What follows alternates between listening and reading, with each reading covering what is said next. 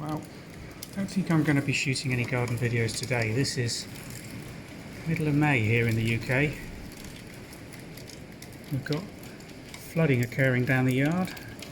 It's been the most tropical, apart from the fact that it's coming down as ice, downpour I've witnessed in a few years. Absolute torrent. Gutters aren't coping, all overflowing, and that's not going to do our garden any good at all, I doubt.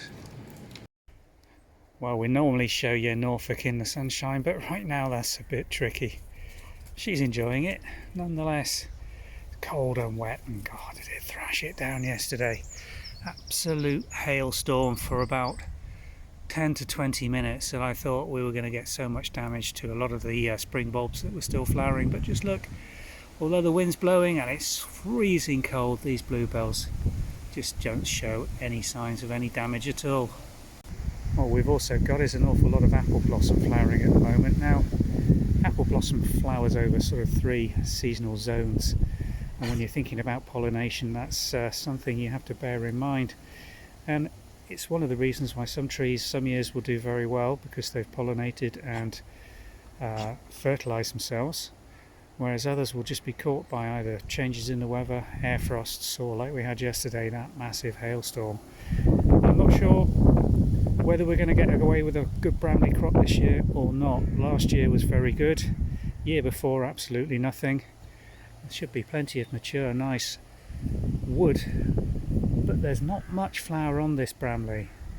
Areas of it, as you can see, leaf coming out, but very little in the way of blossom.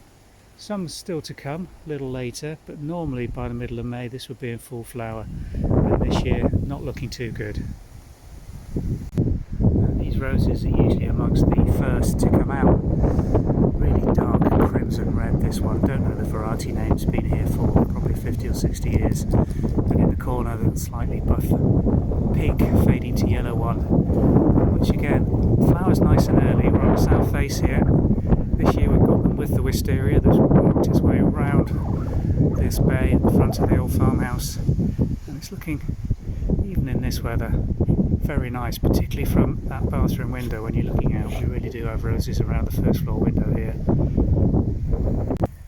These Euphorbias are really looking well at this time of year. This bright crimson lime orange. Why did I say crimson? It's just so spectacular though, isn't it? Lime green really, with the yellow tinges. Certain lights, it's really, really spectacular. Grows really well here in a really quite unfertile gravelly soil. Hardcore underneath that and a gravel driveway. The roots of these things are absolutely enormous. They're like giant radishes. Did actually divide this plant about 4 years ago. We've got videos of that being done.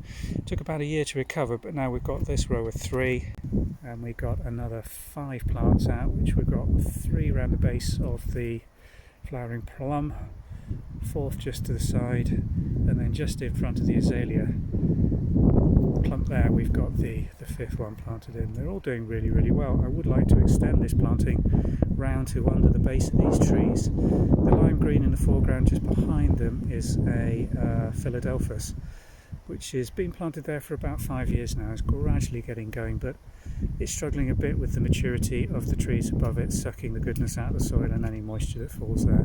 But it's getting going now, and it gives this lovely lime green highlighted footnote to the dark green of the yew and ivy hedge behind.